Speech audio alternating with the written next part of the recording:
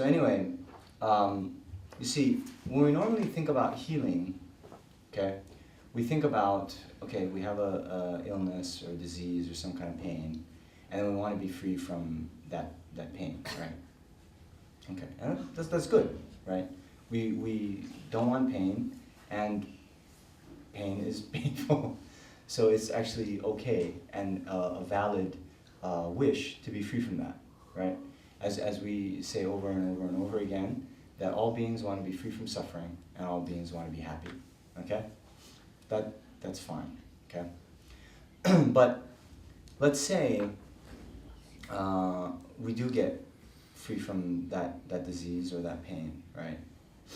Well, there's some level of healing there, but you know, we have to, when we talk about the ultimate level of healing, yeah, we have to inquire about why does this kind of suffering and disease exist at all, right? And well,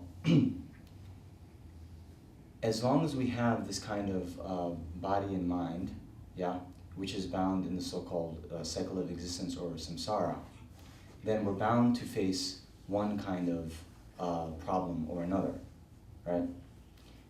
Maybe not today, maybe not tomorrow, but soon, and for the rest of your life, not here.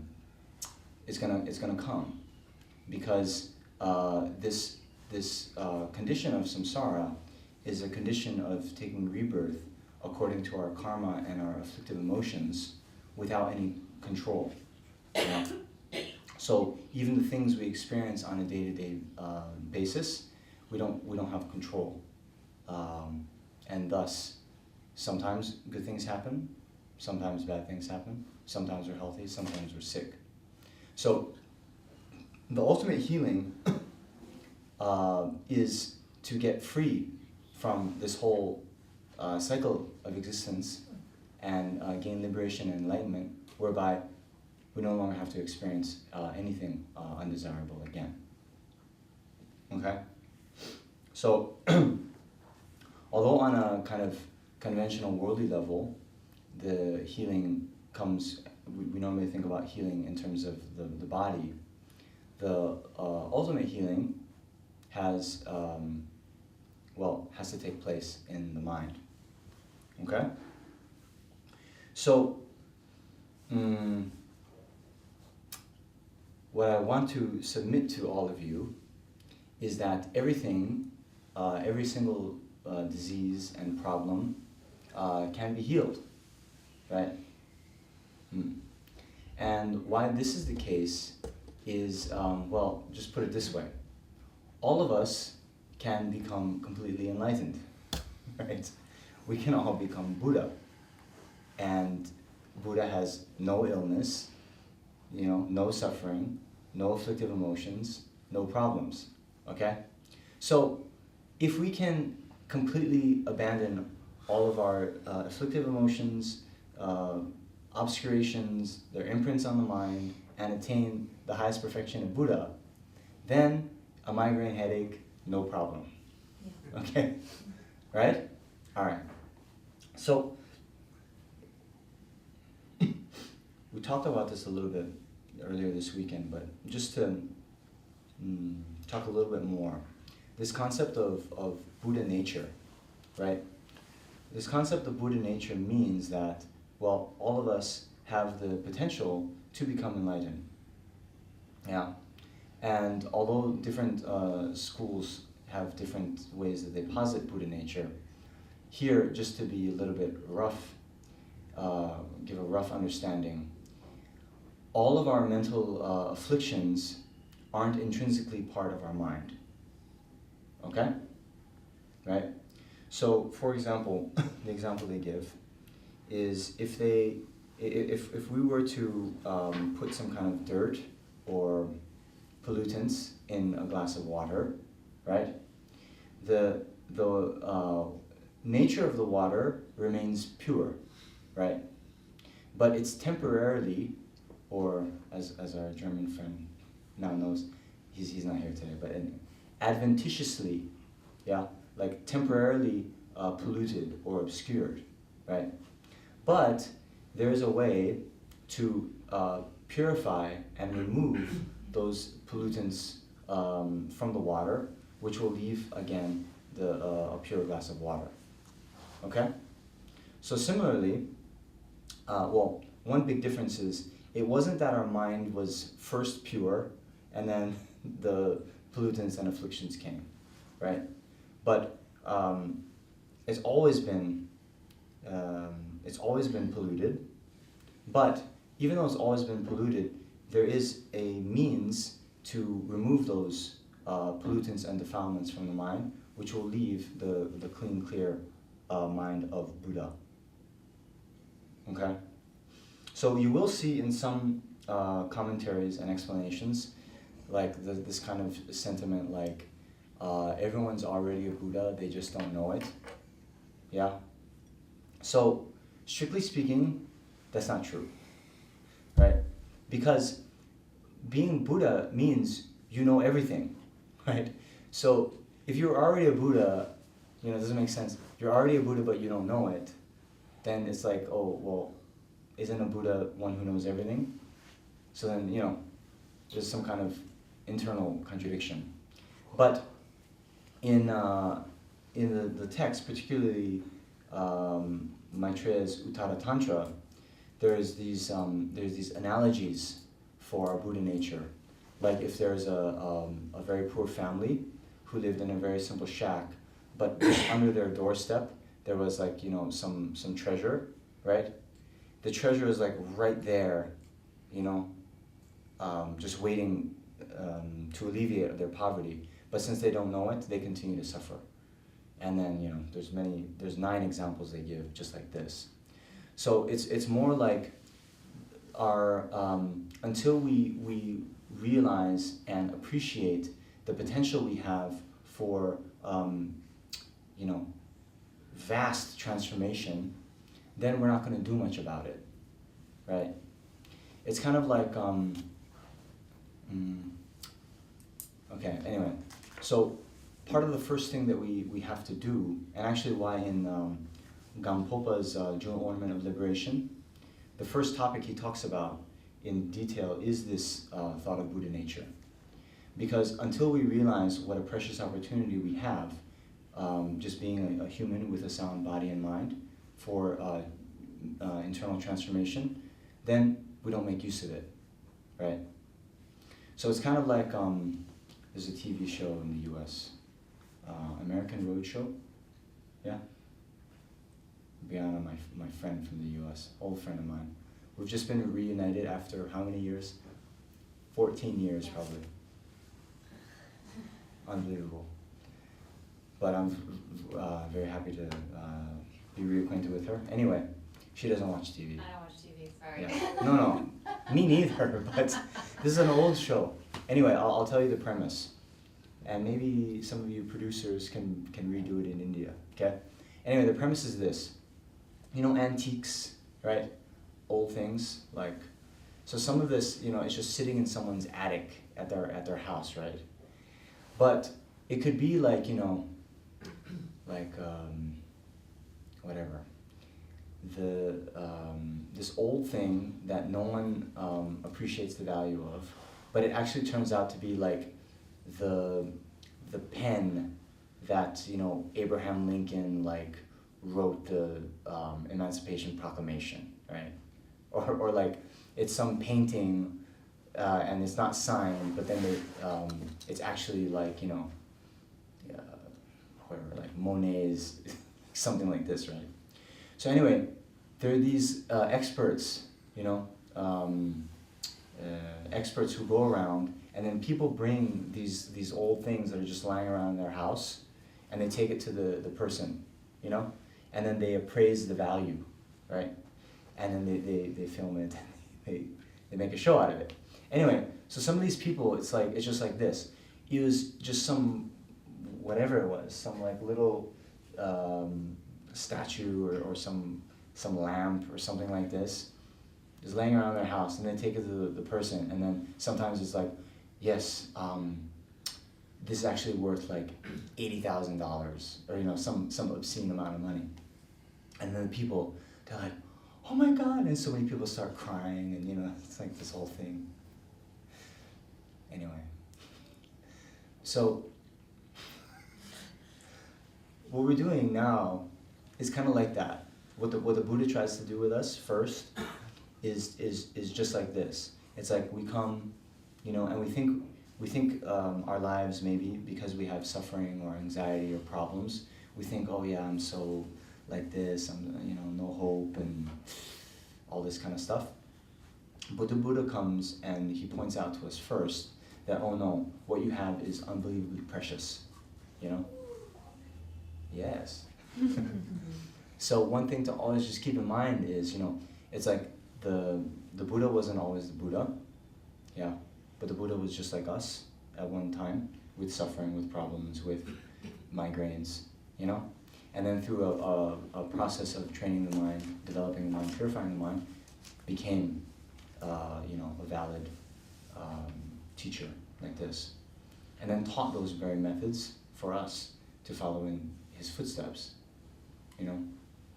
So there is a story, I like stories, but there was one Tibetan master, I'm going to say like Drukpa Kunle, yeah, I think that's his name.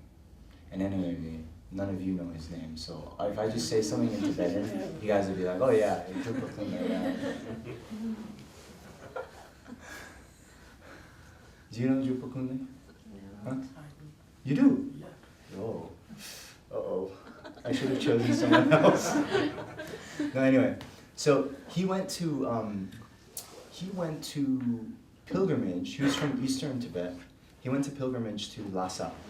And in Lhasa there's this very famous statue, the Jo statue. Jo is a statue of Shakyamuni Buddha.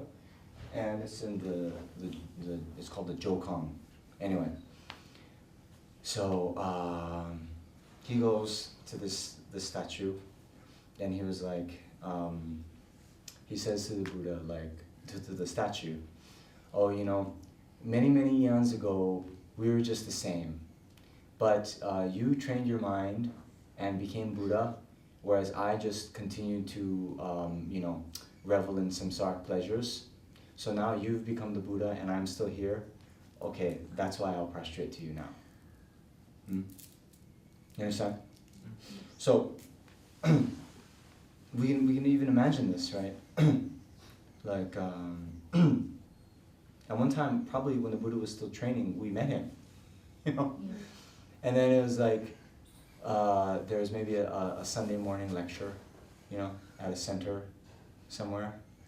And then, Buddha's like, oh yeah, it starts at 10, I gotta go. And then maybe you were like, I have a nice brunch I'm gonna go to. Yeah, maybe I'll come in the afternoon, maybe not. Okay? Right? Maybe even some of our friends are like that. So anyway, the point is, through the choices we make, whether to follow samsara or follow the path to liberation, then over a long period of time, we have different results. Right? So, anyway, and so that's the nature of the mind, right? Nature of the mind being free, inherently free from all of the problems, and not only that, but there are methods that we can use that can purify the mind to lead to the state of enlightenment, right? Okay, so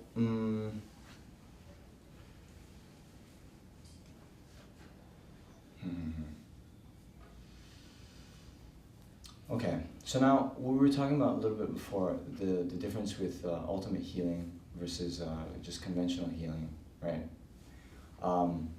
It is only, you see, there's this common kind of thought in Buddhism, this thought of cause and effect, right?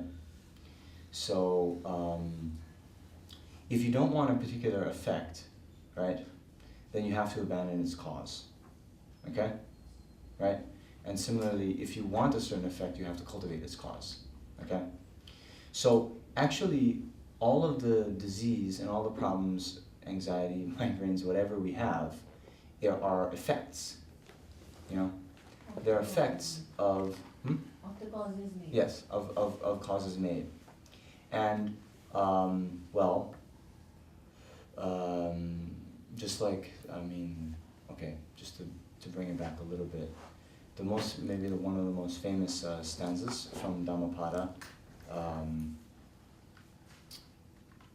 Tikpachiam Micha Shins, Gawapunsu Sopache, Rangi Seni Yonsudu Dinis Sangi Tembayin. Yeah? You know this? Yeah. Oh, nice. Okay. Can you translate it? Do not commit non-virtuous actions. Means practice perfect virtues, 10 virtues. Subdue your mind. And this is the teaching of Buddha. Can't hear. No problem. I could hear. I'm going to repeat it. And I have a microphone. Okay. Perfect. Okay, so anyway, Dipachiyam Michachin, do not commit a single negative action. Commit perfect virtuous actions. To thoroughly subdue one's own mind. This is the teaching of Buddha, right? Most of you heard that before, right? Yeah. Yes, okay. So this is exactly one stanza. It completely encapsulates all the Buddha's teachings, right? So actually, if there's nothing else you take away, if you just take this, wherever you go, that's enough, okay? So maybe we can end our session already. No, I'm kidding.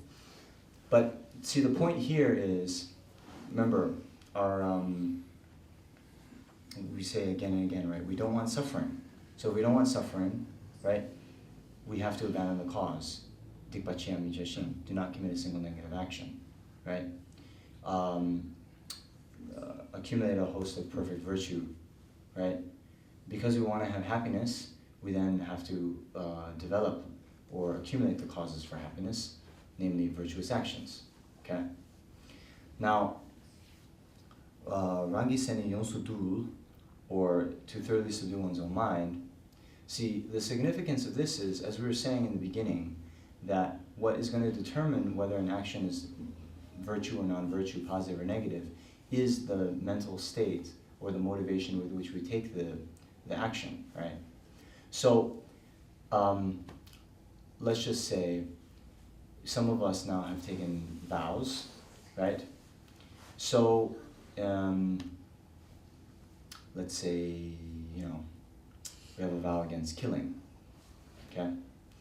Now, if we are very conscious and aware of that vow, right, then we can kind of by force, when there's a mosquito or something, we can, even though we get a little bit, we want to kill it, we can stop ourselves, right? But as long as we haven't abandoned anger, right, or the afflictive emotions, there's always a chance that we won't be able to restrain ourselves just merely by the sheer will of it, right? And so to thoroughly subdue one's mind is the way that we, can completely transcend all of this potential to engage in negativities, right? And this is the teaching of Buddha. So that's what the Buddha taught. Although the Buddha wants us to be happy and wants us to avoid suffering, then all the Buddha can do is just teach us the causes of suffering and the causes of happiness, and implore us to abandon the causes of suffering, right? And practice the path. Okay? So, what I was saying is, all of these diseases and so forth is just the effect of, negative actions that we've undertaken in the past, okay? So even if we are to, for example, get healed from one particular illness, as long as we, haven't purified our mind, there's the potential that another kind of illness will arise, right? So if we just focus on healing the body but do nothing to heal the mind, there'll always be the danger again that we'll experience another kind of disease. And by the way, we'll be accumulating the causes for experiencing various kinds of suffering, all the time, if we don't do something with our mind. Okay? So, how then do we come to heal the mind? That is through our meditation.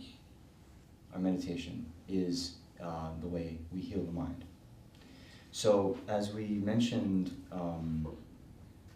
before, meditation is in Tibetan, Gom, right? And Gom has a connotation of familiarization, or habituation. So, when we meditate, we're trying to create new habits of the mind. Where we are now, we have bad habits of mind, right? So when we get provoked by someone, we tend to get angry with them. When we meet with attractive, desirable objects, we tend to develop attachment and craving for them, right? When we, and then any other, when we see people who are we see them as our equal, we develop like competitive jealousy towards them, When we see people that we consider to be low to us, we get pride in relation to them. All these kinds of things, okay? So, these are just habits. And because we're so firmly habituated to them, then they're very easy to arise in the mind. And when they do arise in the mind, they stay there for a long time. And because they're strong, they can then very easily impel us to act with those as our motivation. Whereas on the flip side, our wholesome states of mind are very weak right now, and they don't arise strongly, they don't arise frequently, and when they do, they're so weak that they barely have enough power to,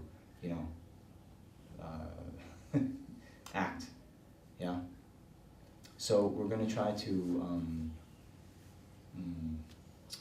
unwind the negative emotions and increase the strength, frequency, and intensity of our positive ones.